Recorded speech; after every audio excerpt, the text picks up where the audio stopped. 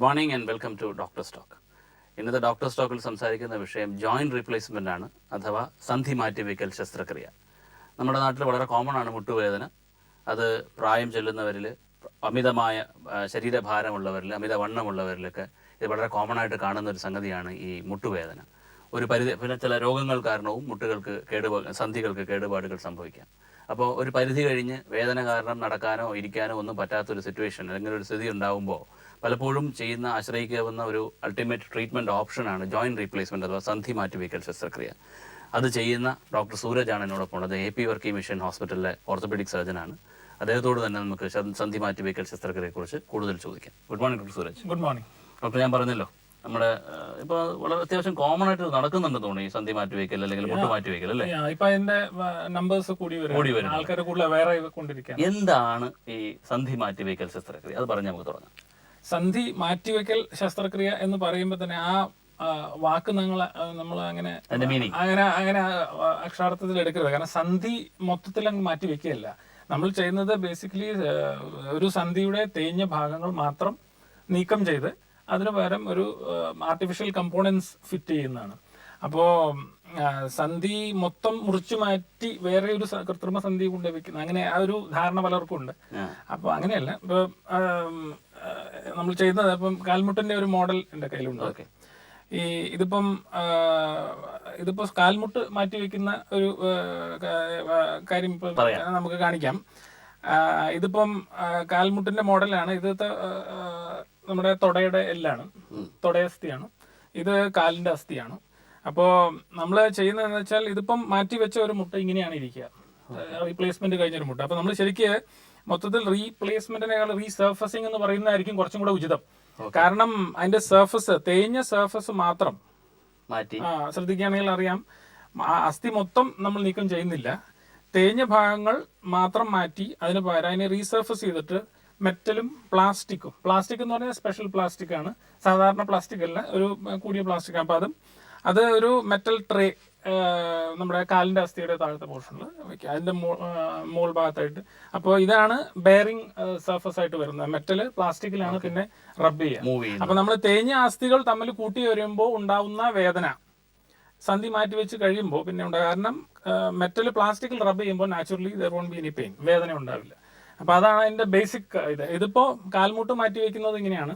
ഇതുപോലെ തന്നെ ഇടുപ്പിന്റെ ജോയിന്റ് ആണെങ്കിൽ അത് ഇതേമാതിരി ഒരു ബോളും സോക്കറ്റും ജോയിന്റ് ആണ്. അപ്പൊ അതിന്റെ ബോളും സോക്കറ്റും റബ്ബ് ചെയ്യുന്ന സർഫസസ് നമ്മൾ എന്തായാലും റീസർഫസ്. അപ്പം അവിടെയും ഇത് തന്നെയാണ്, പ്രിൻസിപ്പിൾ സെയിം ആണ്.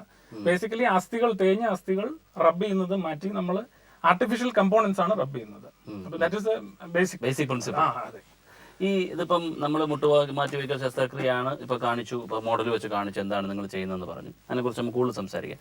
ഏതൊക്കെ സാഹചര്യത്തിലാണ് ഈ ഒരു ശസ്ത്രക്രിയയുടെ ആവശ്യം വരുന്നത്? സാധാരണ സന്ധി മാറ്റിവെക്കുക എന്ന് പറയുന്നത് ഒരു സന്ധിയിൽ തേയ്മാനം വരുമ്പോഴാണ് മെയിൻ ഇതിന് റീപ്ലേസ്മെന്റ് സർജറി ചെയ്യുന്നത്. സന്ധി തേയ്മാനം എന്ന് പറയുമ്പോൾ നമ്മൾ ഉദ്ദേശിക്കുന്നത് വെയർ ആൻഡ് ടയർ ആണ്. നാച്ചുറലായിട്ട് നമ്മുടെ സന്ധികളിൽ തേയ്മാനം സംഭവിക്കുക സ്വാഭാവികമായിട്ട്. അത് ഒരു പ്രായം കഴിയുമ്പോഴാണ് വരുന്നത്. അപ്പൊ അതിനാണ് ഏറ്റവും കൂടുതലായിട്ട് സന്ധി മാറ്റിവെക്കൽ ചെയ്യുന്നത്. പിന്നെ അല്ലാതെയും വേറെ പല കാരണങ്ങൾ കൊണ്ട് തേയ്മാനം സംഭവിക്കാം. അപ്പൊ തേയ്മാനം സംഭവിച്ചിട്ട് നമ്മൾ തേയ്മാനം തുടക്കത്തിൽ വരുന്ന സമയത്ത് തന്നെ നമ്മൾ ഓപ്പറേഷൻ ചെയ്യുന്നില്ല, അതിനെക്കുറിച്ച് ആലോചിക്കുന്ന. അത് തേയ്മാനം പതുക്കെ പ്രോഗ്രസ് ചെയ്ത് ഒരു സ്റ്റേജ് എത്തി കഴിയുമ്പോൾ വേദന, എല്ലാ ദിവസവും വേദന, എല്ലായ്പ്പോഴും വേദന നമ്മുടെ നിത്യജീവിതത്തിൽ ഒരു ശല്യമായി മാറുക, നമ്മുടെ ആക്ടിവിറ്റീസ് റെസ്ട്രിക്ട് ചെയ്യാൻ തുടങ്ങുക. അങ്ങനത്തെ ഒരു സിറ്റുവേഷനൊക്കെ എത്തുമ്പോൾ നമ്മൾ വേദന സംഹാരികൾ, പെയിൻ കില്ലേഴ്സ് മാത്രമേ പിന്നെ ഓപ്ഷൻ ഉള്ളൂ. പെയിൻ കില്ലേഴ്സ് അങ്ങനെ സ്ഥിരമായിട്ട് കഴിച്ച് പെയിൻ കില്ലേഴ്സ് ഡിപ്പെൻഡ് ചെയ്യേണ്ട ഒരു സ്റ്റേജ് എത്തുമ്പോൾ അപ്പോൾ നമ്മൾ ഇതിനെക്കുറിച്ച് ആലോചിക്കണം. കാരണം പെയിൻ കില്ലേഴ്സ് കഴിച്ചുകൊണ്ടിരുന്ന അതിൻ്റെതായിട്ടുള്ള പ്രോബ്ലംസ് വേറെ, വയറ്, അൾസറിന്റെ പ്രോബ്ലം, ലിവറിന്റെ പ്രോബ്ലം, കിഡ്നിക്ക് പ്രോബ്ലം, അങ്ങനെ ക്രോണിക് ആയിട്ടും സ്ഥിരമായിട്ട് പെയിൻ കില്ലേഴ്സ് കഴിച്ചുള്ള പ്രോബ്ലം എന്നാണ്. അപ്പോൾ അല്ലാതെ നമുക്ക് പ്രാക്ടിക്കൽ ആയിട്ടുള്ള സൊല്യൂഷൻ ഇത് മാത്രമേ ഉള്ളൂ. നമ്മളിപ്പോൾ വേറെ എങ്ങനെ നോക്കിയാലും ഒരു പൂർണ്ണമായി തേയ്മാനം വന്നൊരു സന്ധിയിൽ നമ്മൾ വേറെ എന്തൊക്കെ ചെയ്താലും ഒരു പരിധിയിലപ്പുറം തന്നെ നമുക്ക് സാൽവേജ് രക്ഷിക്കാൻ സാധിക്കില്ല. അപ്പോൾ അത് പതുക്കെ പ്രോഗ്രസ് ചെയ്തുകൊണ്ടേയിരിക്കും. അപ്പം നമ്മൾ ബേസിക്കലി ആ ഒരു സ്റ്റേജ് എത്തുമ്പോൾ, അതായത് തീരെ വേദന സഹിക്കാൻ പറ്റില്ല എന്നുള്ള സ്റ്റേജ് എത്തി കഴിയുമ്പോഴാണ് ഇത് സർജറി ആശ്രയിക്കേണ്ടി വരുന്നത്. അതെ, അത് ഒത്തിരി വൈകിച്ചാൽ പ്രോബ്ലമാണ്. കാരണം വെച്ചാൽ നമ്മള് പേശികളുടെ ബലം കുറയും, ചലനം കുറയും, ആളുടെ മൊത്തത്തിലുള്ള ഹെൽത്ത് കുറയും. അപ്പോൾ തീരെ അവശ്യ നിലയിൽ വന്ന് ചെയ്യുന്നതിനെക്കാട്ടിലും അത്യാവശ്യം ആരോഗ്യസ്ഥിതി ഉള്ളപ്പോൾ ചെയ്യുമ്പോൾ അവർ കുറച്ചും കൂടെ സർജറി ചെയ്യുന്നവർ കുറച്ചും കൂടെ പെട്ടെന്ന് റിക്കവർ ചെയ്ത്. ഈ തേയ്മാനം എന്നുള്ളൊരു വാക്ക് വളരെ കോമൺ ആയിട്ട് ഉപയോഗിക്കുന്ന ഒരു വാക്കാണ്. അതെ അതെ. ഏത് സാഹചര്യത്തിലാണ് ഇത് സംഭവിക്കുന്നത്, ഈ തേയ്മാനം സംഭവിക്കുന്നത്? തേയ്മാനം ആക്ച്വലി വെയർ ആൻഡ് ടയർ, ഇപ്പോൾ യന്ത്രങ്ങളുടെ ഭാഗങ്ങൾ തേഞ്ഞു പോകുന്ന പോലെ തന്നെ വെയർ ആൻഡ് ടയർ നാച്ചുറൽ ആയിട്ട് സംഭവിക്കും. അതായത് അത് പക്ഷേ അത് എന്തുകൊണ്ട് അങ്ങനെ വരുന്നു എന്ന് വെച്ച് കഴിഞ്ഞാൽ ഇപ്പം കോമൺ ആയിട്ട് ഈ കാൽമുട്ടിൽ ഇടുപ്പിലാണ് വരുന്നത്. ഈ ഇടുപ്പിനെക്കാട്ടിലും കൂടുതലും കാൽമുട്ടിലാണ് കോമണസ്റ്റ്. നമ്മുടെ നാട്ടിൽ പ്രത്യേകിച്ചും ഇന്ത്യയിലും ഇവിടുത്തെ രാജ്യങ്ങളിൽ വെസ്റ്റേൺ കൺട്രീസിലുണ്ട് അത് ഹിപ്പ് ജോയിന്റിലും പ്രൈമറി ആയിട്ട് ഇങ്ങനെ തേഞ്ഞു പോകാം. പക്ഷെ നമ്മുടെ നാട്ടിൽ ഇന്ത്യയിൽ കാൽമുട്ടിലാണ്, ഇടുപ്പ് സന്ധികളിൽ വരില്ല. അപ്പം അത് നാച്ചുറൽ ആയിട്ട് ഇങ്ങനെ തേഞ്ഞു പോകും. അല്ലാതെ വേറെ കാരണം എന്ന് പറഞ്ഞാൽ ഇപ്പൊ സന്ധിവാദം എന്ന് പറഞ്ഞാൽ ഇൻഫ്ലമേറ്ററി ആർത്രൈറ്റിസ്, അതായത് നാച്ചുറലായിട്ട് തേഞ്ഞു പോകുന്നതല്ല, അതൊരു അസുഖമാണ്. അത് സന്ധികളുടെ നീർക്കെട്ട് വരിക. നീർക്കെട്ട് അത് എല്ലാ സന്ധികളിലും വരാം. നീർക്കെട്ട് വന്നിട്ട് സന്ധികളിൽ അത് സെക്കൻഡറി ഡാമേജ് വരുത്തിയിട്ട് അത് കാരണം തേഞ്ഞു പോകുന്നു. അത് വാദമാണ് വേറൊരു കോമൺ കോസ് ഫോർ ഈ റീപ്ലേസ്മെന്റ്, തേയ്മാനം വരാനുള്ള കാരണം. പിന്നെ വേറെ ചില കാരണങ്ങൾ കൊണ്ടുവരാം. ഇപ്പൊ കുട്ടിക്കാലത്തും യങ്ങർ ഏജസിൽ എന്തെങ്കിലും ആക്സിഡന്റ് പറ്റി, കാലിൽ ഫ്രാക്ചർ വന്ന് ജോയിന്റിന്റെ ഘടന മാറി, ജോയിന്റിലെ അലൈൻമെന്റ് മാറി, അല്ലെങ്കിൽ ജോയിന്റിലേക്ക് ഫ്രാക്ചർ വന്നു, ഭാവിയിൽ അത് ആ ഭാഗങ്ങൾ തേഞ്ഞ് പിന്നെ ഒരഞ്ഞൊരഞ്ഞ് തേഞ്ഞു പോകും. അപ്പൊ കുറച്ച് നേരത്തെ തന്നെ ഏർലിയർ ഏജസിൽ ചിലപ്പം അത് സംഭവിക്കും. ഇങ്ങനെ ഒരു അല്ലെങ്കിൽ ചിലപ്പോൾ ഇൻഫെക്ഷൻ വന്നിട്ട് ജോയിന്റിൽ ഡാമേജ് വന്ന് അത് കാരണം തേയ്മാനം വരാം. അപ്പൊ അങ്ങനെ വേറെ കാരണങ്ങൾ കൊണ്ടും വരാം. പക്ഷെ കോമണസ്റ്റ് കോസ് നാച്ചുറൽ ആയിട്ട് തേയ്മാനമാണ് കോമണസ്റ്റ് കോസ്. ഓക്കെ ഡോക്ടർ, തിരിച്ചു വരാം ഒരു short break. Welcome back. Doctor, ഇപ്പം നമുക്ക് ഈ ജോയിന്റിൽ ഉണ്ടാകുന്ന തേയ്മാനം അതിനെ തുടർന്നുണ്ടാകുന്ന വേദനയാണല്ലോ ഇതിന്റെ ഒരു ഇൻഡിക്കേഷൻ എന്ന് പറയുന്നത്. ഇപ്പം ഈ ജോയിന്റിൽ ഒരു തേയ്മാനത്തിന്റെ തുടക്കം അല്ലെങ്കിൽ ഇപ്പോൾ ഓസ്റ്റിയോ ആർത്രൈറ്റിസ് പോലുള്ള അസുഖങ്ങളുടെ തുടക്കം അതായി എന്ന് ഒരു രോഗി എങ്ങനെ മനസ്സിലാക്കും? വേദനയാണ് സിംറ്റം, ബിഗിനിങ്. വേദനയാണ് ബിഗിനിങ്. കാരണം പലർക്കും പല പോലെയാണ് ഇത് പ്രസന്റ് ചെയ്യുന്നത്. ഇപ്പൊ ചില ആൾക്കാർക്ക് ഇപ്പൊ സന്ധി വേദന, അതായത് തേയ്മാനം തുടങ്ങുന്നത് അതിന്റെ ആ പ്രക്രിയ അത് തുടങ്ങുന്നത് ചിലപ്പം അവരറിയില്ല. കാരണം കുറെ വർഷങ്ങൾ പിന്നിട്ടതിന് ശേഷമായിരിക്കും വേദന തുടങ്ങുന്നത്. അപ്പോൾ ഒരു 60 വയസ്സിൽ ഒരാള് ഒത്തിരി തേയ്മാനം വന്നിട്ട് നമ്മുടെ മുന്നിൽ വരികയാണെങ്കിൽ ആ വ്യക്തിക്ക് ഒരു 15-20 വർഷം മുന്നേ ആയിരിക്കാം തേയ്മാനം തുടങ്ങിയത്. ആ വ്യക്തിക്ക് വേദന ആരംഭിച്ചത് ചിലപ്പോൾ ഒരു 5-10 വർഷം മുന്നേ ആയിരിക്കാം. അതായത് തേയ്മാനം തുടങ്ങി ഒരു 10-15 വർഷത്തിന് ശേഷമായിരിക്കാം വേദന തുടങ്ങുന്നത്. അത് എല്ലാവർക്കും ഒരേപോലെ ആവണമെന്നില്ല. ചിലവർക്ക് ഒത്തിരി തേയ്മാനം വന്ന ആളുകളെ ഇപ്പൊ എക്സ്റേ എടുത്താൽ നമ്മൾ തന്നെ കണ്ടാൽ പേടിച്ചു പോകും, പക്ഷെ വലിയ വേദന ഉണ്ടാവില്ല. അത് എന്തുകൊണ്ടാ എന്നുള്ളതിന് ഉത്തരമില്ല. മനുഷ്യന്റെ ശരീരം വളരെ വിചിത്രമാണ്, പലർക്കും പല രീതിയിലാണ് പ്രസന്റ് ചെയ്യുന്നത്. അപ്പോ നോർമലി ഇപ്പം സത്യം പറഞ്ഞാൽ നമ്മുടെ നാട്ടില് കൂടുതൽ ശ്രദ്ധിക്കേണ്ടത് സ്ത്രീകളിലാണ് ഇത് കൂടുതൽ കാണുന്നത്. എന്തുകൊണ്ടാണെന്ന് ചോദിച്ചാൽ അതിനും ഉത്തരമില്ല. കാരണം ഇപ്പം സന്ധി മാറ്റിവെക്കൽ ശസ്ത്രക്രിയ ചെയ്യുന്നതിൽ 100 എടുത്താൽ അതിലൊരു 95% ലേഡീസാണ്, സ്ത്രീകളാണ്. പുരുഷന്മാർ വളരെ കുറവ് അങ്ങനെ അതിന്റെ ചെയ്യുന്ന ഇത് വരാം. പക്ഷേ വിദേശ രാജ്യങ്ങളിൽ വെസ്റ്റേണേഴ്സിൽ അത് ഓൾമോസ്റ്റ് 50-50 എന്ന് പറയാം. അവിടെ ഇരുവർക്കും വരാം. പക്ഷേ നമ്മുടെ നാട്ടിൽ സ്ത്രീകളിലാണ് കൂടുതൽ. അത് മേ ബി കോൺസ്റ്റിറ്റ്യൂഷണൽ ആയിരിക്കാം, ജനറ്റിക് ആയിരിക്കാം, അവരുടെ പാരമ്പര്യം, അല്ലെങ്കിൽ കൂടുതൽ നിന്ന് ജോലി ചെയ്യുന്നതുകൊണ്ടോ എന്തുകൊണ്ടാണെന്ന് അറിയില്ല. പക്ഷെ സ്ത്രീകൾ കൂടുതൽ ശ്രദ്ധിക്കണം. അത് ഇപ്പൊ നമ്മള് ഇപ്പോഴത്തെ പ്രാക്ടീസില് വളരെ യങ്ങർ ഏജസിൽ, അതായത് 35-40 വയസ്സിൽ തന്നെ വളരെ പൂർണ്ണമായ തേയ്മാനം സംഭവിച്ച സിറ്റുവേഷൻസ് കാണാറുണ്ട്. ഈ അമിതവണ്ണം ഇതിനൊരു കാരണമാണോ? അമിതവണ്ണം ഒരു കാരണമാണ്. പക്ഷെ അതുകൊണ്ട് മാത്രം ഇതിങ്ങനെ പറയുന്നത് വെച്ചാൽ വണ്ണമുള്ള ഒത്തിരി പേരുണ്ട്, തേയ്മാനം ഒന്നും ഇല്ലാതെ നടക്കുന്നവർ. അപ്പം അമിതവണ്ണം ഒരു കോൺട്രിബ്യൂട്ടിംഗ് ഫാക്ടറാണ്, അതും ഒരു കാരണമാണ്. പക്ഷെ അതുകൊണ്ട് മാത്രം അമിതവണ്ണം ഉള്ളതുകൊണ്ട് തേയ്മാനം സംഭവിക്കണമെന്ന്. ഇങ്ങനെ ഒരു വേദനയുള്ള ഒരു പേഷ്യന്റ് നിങ്ങളുടെ അടുത്ത് വന്നു കഴിഞ്ഞാൽ നിങ്ങൾ ഒരു ഇൻവെസ്റ്റിഗേഷനും കാര്യങ്ങളൊക്കെ ചെയ്തിട്ടായിരിക്കുമല്ലോ ഒരു തീരുമാനത്തിലെത്തുന്നത്. എന്തൊക്കെയായിരിക്കും നിങ്ങൾ ചെയ്യുന്ന ഇൻവെസ്റ്റിഗേഷൻസ്? ഇപ്പം നമുക്ക് തേയ്മാനം, മുട്ടിന്റെ തേയ്മാനം അല്ലെങ്കിൽ ഇപ്പൊ വാദം സംബന്ധിച്ചിട്ടുള്ള കാര്യങ്ങൾ അതറിയാൻ ഇപ്പം കൂടുതൽ ഇത് നമ്മൾ പേഷ്യന്റിനോട് കാര്യങ്ങൾ തിരക്കും. പേഷ്യന്റിന്റെ ഹിസ്റ്ററിയും കാര്യങ്ങളെല്ലാം പറയുമ്പോൾ തന്നെ നമുക്ക് ഏതാണ്ട് കാര്യങ്ങൾ അറിയാം.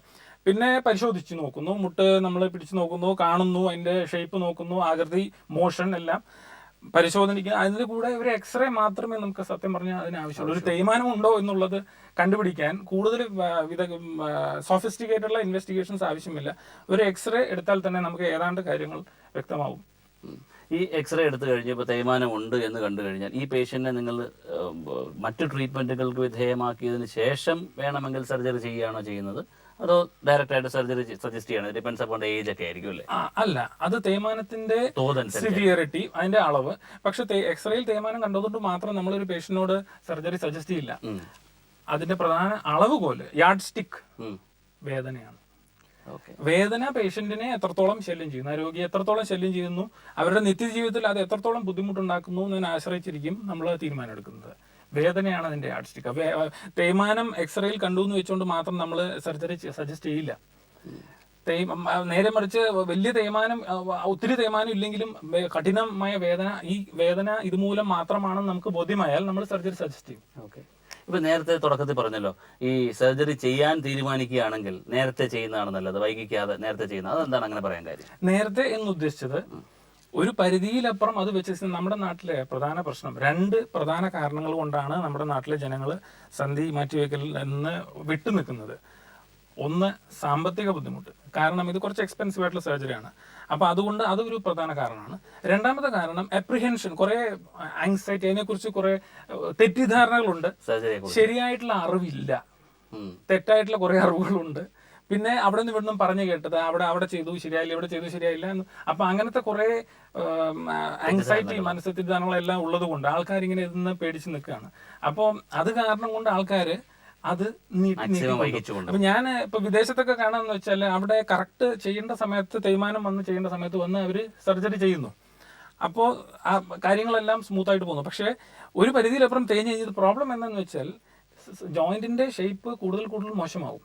ഇപ്പോൾ വളഞ്ഞ മുട്ട്, ഒരാളുടെ തേയ്മാനം വന്ന് ഒരു സൈഡിലേക്ക് ഇങ്ങനെ കാല് വളയും, ചിലപ്പോൾ ഉള്ളിലേക്ക്, ചിലപ്പോൾ പുറത്തേക്ക്.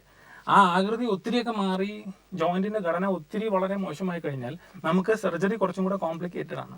അത് ചെയ്യാൻ കൂടുതൽ സമയമെടുക്കും. അതിന് സ്പെഷ്യലായിട്ടുള്ള കുറെ എക്സ്ട്രാ ഈ കാണിച്ച ഇംപ്ലാന്റിന് പുറമെ വേറെ കുറെ ഒരു കുഴി വന്ന് ഉണ്ടെങ്കിൽ ആ കുഴി നമ്മൾ നികത്തണം. ഇതൊരു ശരിക്കും പറഞ്ഞാൽ ഒരു ആശാരിപ്പണി പോലെ എന്ന് പറയാൻ വേണമെങ്കിൽ, ഗ്ലോറിഫൈഡ് കാർപ്പൻട്രി എന്ന് പറയും ഓർത്തോപെഡിക്സിന്. അതായത് ആ കുഴി നികത്താൻ എക്സ്ട്രാ ഫിറ്റിംഗ്സ് വെക്കണം, അതിന്റെ കൂടെ വേറെ എക്സ്ട്രാ ഫിറ്റിംഗ്സ്. അപ്പോൾ സർജറിയുടെ കോസ്റ്റ് കൂടുന്നു, സർജറിയുടെ ടൈം കൂടുന്നു, it becomes more complicated and അതൊന്ന് റിക്കവർ ചെയ്ത് വരാനുള്ള സമയം കൂടുതലെടുക്കും. എന്ന് മാത്രമല്ല ആ സമയമാകുമ്പോഴത്തേക്കും പേഷ്യന്റ് ഒത്തിരി വേദന സഹിച്ച് നടന്നു, വളരെ റെസ്ട്രിക്റ്റഡ് ലൈഫിലേക്ക് പോയിട്ടുണ്ട്. ചിലപ്പോൾ വീൽ ചെയറിലായിരിക്കും വരുന്നത്, ചിലപ്പം ട്രോളിയിലായിരിക്കും വരുന്നത്. അത്രയും മോശം. ജനറൽ ഹെൽത്ത് മോശം. കാരണം ഞാൻ നേരത്തെ പറഞ്ഞ പോലെ പ്രായമായിട്ടുള്ളവർക്കാണ് ഇത് വരുന്നത്. പ്രായമായിട്ടുള്ള ആൾക്കാരുടെ മൊബിലിറ്റി കുറഞ്ഞാൽ, അവരുടെ അനക്കം കുറഞ്ഞാൽ നാച്ചുറലി അവരുടെ മൊത്തം സിസ്റ്റത്തിനെ അത് ബാധിക്കും. അത് അവയവങ്ങളെ ബാധിക്കും, ഹാർട്ടിന് പ്രോബ്ലം എല്ലാം. അതായത് ഒരു വിഷ്യ സൈക്കിൾ പോലെ. അപ്പൊ അതുകൊണ്ട് അവര് മൊത്തത്തിൽ അവര് മെന്റലിയും അവര് ഡൗൺ ആവും. അപ്പൊ അവർക്ക് അത് ചെയ്യാനുള്ള ഒരു ഇതുണ്ടാവില്ല. അപ്പോൾ റീസണബിളി ഗുഡ് ഹെൽത്ത് ഉള്ള, അത്യാവശ്യം നടന്നുകൊണ്ടിരിക്കുന്നു, പക്ഷേ മുട്ടുവേദന ഭയങ്കര ശല്യമായിട്ടിരിക്കുന്നു. ആ സമയമാണ് പെർഫെക്റ്റ് ടൈം ടു ഡു. ഒരു ഒരു സമയമുണ്ട്, ആ സമയത്തിനുള്ളിൽ ചെയ്താൽ നമുക്ക് സർജനും അത് നല്ലതാണ്, വളരെ വൃത്തിയായിട്ട് ചെയ്യാൻ സാധിക്കും. അപ്പോൾ ഈ ജോയിന്റ് റീപ്ലേസ്മെന്റ് സർജറി, ഇപ്പൊ നിങ്ങൾ ഈ ഡോക്ടർ ഇപ്പോൾ ഒരു ഇംപ്ലാന്റ് പോലത്തെ ഒരു സാധനം, ഒരു മോഡലും ഒക്കെ കാണിച്ചല്ലോ. ആക്ച്വലി ഇതൊരു ഇംപ്ലാന്റ് ആണല്ലോ വെക്കുന്നത്. എന്താണ് ആ മെറ്റീരിയൽ? കോമൺ ആയിട്ട് ഉപയോഗിക്കുന്നത്, ഇപ്പം കാൽമുട്ട് മാറ്റിവെക്കലാണെന്നുണ്ടെങ്കിൽ കോമൺ ആയിട്ട് ഉപയോഗിക്കുന്ന ആ മെറ്റൽ പോർഷൻ കൊബാൾട്ട് കുറഞ്ഞൊരു അലോയ് ആണ്. ഒരു അലോയ് ആണ്. മറ്റേ പ്ലാസ്റ്റിക് ഇടയിൽ വരുന്ന ആ വെള്ള കളറിൽ കാണിച്ച പ്ലാസ്റ്റിക്, അത് ഹൈലി ക്രോസ്ലിൻ പോളിയെത്തിലീൻ എന്ന് പറയും. ഒരു പോളിയെത്തിലീൻ പ്ലാസ്റ്റിക് ആണ്, വളരെ കൂടിയ ഇനമായിട്ടുള്ള ഒരു പ്ലാസ്റ്റിക് ആണ്. അപ്പം അതിന് ഇപ്പം പലരുടെയും ആശങ്ക എന്ന് പറഞ്ഞാൽ ഇപ്പം ഒരു മെറ്റൽ അകത്ത് വെക്കുന്ന ഒരു ഫോറിൻ ബോഡി റിജക്ഷൻ അങ്ങനത്തെ. നോർമലി സാധാരണഗതിയിൽ അങ്ങനെ ഒരു സിറ്റുവേഷൻ നമ്മൾ കാണാറില്ല. കാരണം അത് ഒത്തിരിയേറെ ടെസ്റ്റുകളെല്ലാം വിധേയമാക്കി വളരെ സൂക്ഷ്മതയോടെ ഗവേഷണമൊക്കെ നടത്തിയിട്ടാണ് ഇതെല്ലാം അവർ കണ്ടുപിടിച്ച് എത്തിച്ചിരിക്കുന്നത്. അപ്പം അത് നോർമലി അങ്ങനത്തെ ഒരു ആങ്സൈറ്റി ആവശ്യമില്ല, അങ്ങനെ പ്രോബ്ലം വരാറില്ല. ഈ ഹാർട്ടിനൊക്കെ നമ്മൾ ബൈപ്പാസ് അല്ല കൂടുതലും ആൻജിയോപ്ലാസ്റ്റി ഒക്കെ ചെയ്യുമ്പോൾ സ്റ്റെന്റ് ഇടുന്ന ഒരു പരിപാടി ഉണ്ടല്ലോ. അപ്പം സ്റ്റെന്റ് ഇടുമ്പോൾ പല തരത്തിലുള്ള സ്റ്റെന്റ്, പല കോസ്റ്റിലുള്ള സ്റ്റെന്റ് ഉണ്ട്. അതുപോലെ തന്നെ ഈ ജോയിന്റിനും പല തരത്തിൽ പല കോസ്റ്റിലുള്ള ജോയിന്റ് ഉണ്ടാവും. ജോയിന്റ്സ് ജനറലി നമ്മള് ഇപ്പൊ ഇമ്പോർട്ടഡ് ആണ് സാധാരണ കൂടുതൽ. ഇന്ത്യൻ ഇംപ്ലാന്റ്സ് ഇപ്പൊ വന്നു തുടങ്ങി, ഇന്ത്യയിലും നിർമ്മിച്ചു തുടങ്ങി. പക്ഷെ ആൾക്കാർക്ക്, ജനങ്ങൾക്ക് എന്നാലും ഇപ്പൊ സാമ്പത്തികം കുറച്ച് ബുദ്ധിമുട്ടുള്ളവർ പോലും ഇന്ത്യൻ ഇംപ്ലാന്റ് ഇടണ്ട, ഫോറിൻ ഇംപ്ലാന്റ് ഇട്ടാൽ മതി എന്ന് പറയാം. അപ്പം കാരണം എന്താ വെച്ചാൽ ഫോറിൻ കുറച്ചും കൂടെ ടൈം ടെസ്റ്റഡ്, അവർ കുറെ വർഷങ്ങളായിട്ടുള്ളതാണ്. അപ്പൊ ആൾക്കാർക്ക് ഒരു വിശ്വാസം കുറച്ചും കൂടെ കൂടുതൽ ഫോറിൻ ഇംപ്ലാന്റ്സിനുണ്ട്. ഇംപ്ലാൻസ് പല ഇപ്പം നോർമലി പല ലീഡിങ് കമ്പനീസ് ഒരു 5-6 കമ്പനീസിന്റെ നീഡ് ഇംപ്ലാൻസ് ഉണ്ട്. അപ്പോ അതിപ്പം എല്ലാം ഏതാണ്ട് ഒരേപോലെ കോസ്റ്റ് ആണ്. പിന്നെ അവർക്ക് തന്നെ ഇപ്പൊ നമ്മൾ ഈ ഒരു കാറ് വാങ്ങാൻ പോയാല് അതില് ലോ ഓപ്ഷൻ ഉണ്ട്, അത് കഴിഞ്ഞാല് മീഡിയം ഉണ്ട്, അവരുടെ ഹൈ എൻഡ് ഉണ്ട്. അതുപോലെ ഇവർക്കും ഇങ്ങനെ പറഞ്ഞ പോലെ കുറച്ച് ഹൈ എൻഡ്, അത് കുറച്ച് മൈനർ വ്യത്യാസങ്ങൾ വരുത്തിയിട്ട് അവര് കുറച്ച് അതിൽ കുറച്ച് ഇതും കൂടെ ഉണ്ട്, അവരുടെ എന്താ പറയുക മാർക്കറ്റിംഗ് അതും കൂടെ ഉണ്ടെന്ന് പറയാൻ വേണ്ടി. കാരണം വെച്ചാൽ നമ്മുടെ സർജൻസിന്റെ തന്നെ മീറ്റിംഗ്സിലെല്ലാം ഡിസ്കസ് ചെയ്യുമ്പോൾ പറയുന്നത് ബേസിക്കലി വലിയ വ്യത്യാസങ്ങളൊന്നും ഇല്ല, ലോന്റെ ആയാലും ഇതായാലും. പിന്നെ കുറച്ച് അവർ ക്ലെയിം ചെയ്യുന്നു, തിയറി പറഞ്ഞാൽ ഇങ്ങനെ അത് കുറച്ചും കൂടെ അനക്കം കിട്ടും എന്നൊക്കെ പറയാമെങ്കിലും വലിയ വ്യത്യാസങ്ങളില്ല. പക്ഷേ റേറ്റില് വ്യത്യാസം, ഇപ്പം ചിലപ്പോ ഒരു 30,000-40,000 റുപ്പീസ് കൂടുതലാണ്. ഓക്കെ ഡോക്ടർ, തിരിച്ചു വരാം ഒരു short break. Welcome back. Doctor, നമ്മൾ സർജറിയെ കുറിച്ച് പറഞ്ഞു, ഇംപ്ലാന്റിനെ കുറിച്ച് പറഞ്ഞു. ഈ സർജറി പോസ്റ്റ് സർജിക്കൽ ആയിട്ടുള്ള കാര്യങ്ങളെ കുറിച്ച് ചോദിക്കട്ടെ. അതായത് സർജറി കഴിഞ്ഞാൽ ഈ പേഷ്യന്റിന് ഒരു നോർമൽ ഒരിക്കലും ഒറിജിനൽ പോലെ ആവില്ല, ഡ്യൂപ്ലിക്കേറ്റ് എന്ന് അറിഞ്ഞുകൊണ്ട് തന്നെ ഞാൻ ചോദിക്കുകയാണ്, നോർമൽ ലൈഫ്, അതായത് ഒരു ഒറിജിനൽ ജോയിന്റിലുള്ളായിരുന്ന എല്ലാ ഇതും കിട്ടുമോ? ഒരു ഒറിജിനൽ ജോയിന്റ് വെച്ച് നമ്മൾ ഈശ്വരൻ തന്ന ജോയിന്റ് വെച്ച് ചെയ്യാവുന്ന എല്ലാ കാര്യങ്ങളും ചെയ്യാൻ സാധിക്കില്ല. ചെയ്യാൻ ചിലപ്പോൾ സാധിച്ചെന്ന് വരും, പക്ഷെ നമ്മൾ അത് അനുവദിക്കില്ല. കാരണം എന്താ വെച്ചാല് ഇപ്പം എങ്ങനെ ആ ഒറിജിനൽ ജോയിന്റ് തേഞ്ഞു പോയോ അതുപോലെ തന്നെ നമ്മൾ വെക്കുന്ന കൃത്രിമ സന്ധിയിലും തേയ്മാനം സംഭവിക്കാം. അപ്പൊ നമ്മൾ ഒരു കണ്ണടയോ ചെരുപ്പോ, അല്ലെങ്കിൽ ചെരുപ്പെന്ന് പറയാം വേണമെങ്കിൽ, വാങ്ങിയിട്ട് നമ്മൾ റഫായിട്ട് യൂസ് ചെയ്താൽ അതിന്റെ ഇടുനിൽപ്പ് കുറയും. സൂക്ഷിച്ചു കൊണ്ട് നടന്നാൽ കുറച്ചും കൂടെ ഇടുനിൽപ്പ് കിട്ടും. അതുപോലെ തന്നെ ജോയിന്റ്, കാരണം നമ്മൾ അതായത് ഇപ്പൊ കാൽമുട്ടിന് കാര്യത്തിലാണെങ്കിൽ നോർമലായിട്ട് ഇരിക്കവും നടക്കവും പഴികേറി ഇറങ്ങവും എല്ലാ കാര്യങ്ങളും ചെയ്യാം. പക്ഷേ മുട്ട ഒത്തിരി മടക്കിയിട്ട് ഡീപ്പ് ഫ്ലെക്ഷൻ എന്ന് പറയും, അതായത് ഒത്തിരി മടക്കിയിട്ട് ഉള്ള, അതായത് താഴെ ഇരിക്കുക, കാൽമുട്ട് മടക്കിയിരിക്കുക, ഈ നമ്മുടെ ഇന്ത്യൻ ക്ലോസറ്റ് ഉപയോഗിക്കുക, അങ്ങനത്തെ അത്രയും ഡീപ്പായിട്ട് മുട്ട് മടക്കി ഒത്തിരി മടക്കി ലോഡ് കൊടുക്കുന്ന ആക്ടിവിറ്റീസ് അവോയ്ഡ് ചെയ്യാൻ പറയും. കാരണം വെച്ചാൽ അങ്ങനെ വരുമ്പോൾ മുട്ടിൽ സ്ട്രെയിനാണ്. അത് കൃത്രിമ സന്ധിയിലാണെങ്കിൽ പോലും അതിലും സ്ട്രെയിൻ കൂടും. അപ്പൊ അതിന്റെ ഇടുനിൽപ്പിനെ അത് ബാധിക്കും. അതുപോലെ തന്നെ ഹിപ്പ് ജോയിന്റ് റീപ്ലേസ്മെന്റ് ആണെങ്കിൽ പോലും നമ്മൾ സ്ക്വാട്ട് ചെയ്യരുത്, അങ്ങനെ അതായത് താഴെ ഇരിക്കുന്നതും ഈ പറഞ്ഞ പരിപാടികൾ നമ്മൾ ചെയ്യരുതെന്ന് പൊതുവെ പറയാറുണ്ട്. പക്ഷെ ജനറലി കാൽമുട്ടിന് ഇപ്പൊ ഏകദേശം ഉദ്ദേശം ഒരു 15-20 കൊല്ലം, ചിലപ്പോൾ ഇപ്പോഴത്തെ ഇംപ്ലാന്റ്സിനൊക്കെ കുറെ കൂടെ ലൈഫ് പറയുന്നുണ്ട്. ഒരു 20 years വരെ ഒക്കെ, 20 ചിലപ്പോൾ ഭാഗ്യം ഉണ്ടെങ്കിൽ നമ്മൾ സൂക്ഷിച്ച് നടക്കുകയാണെങ്കിൽ ചിലപ്പോൾ 20-25 years ഒക്കെ കിട്ടുമായിരിക്കും. ഹിപ്പ് ജോയിന്റിന് കുറച്ചും കൂടെ ഇപ്പോഴത്തെ ഹിപ്പ് ജോയിന്റ്സ് കുറെ കൂടെ നല്ല ക്വാളിറ്റി ഇംപ്ലാന്റ്സ് അവൈലബിൾ ആണ്. ഒരു 30 years 35 years ഒക്കെ ചിലപ്പോൾ നമുക്ക് എക്സ്പെക്ട് ചെയ്യാം ലൈഫ്, അത്രയും ലൈഫ് എക്സ്പെക്ട് ചെയ്യാം.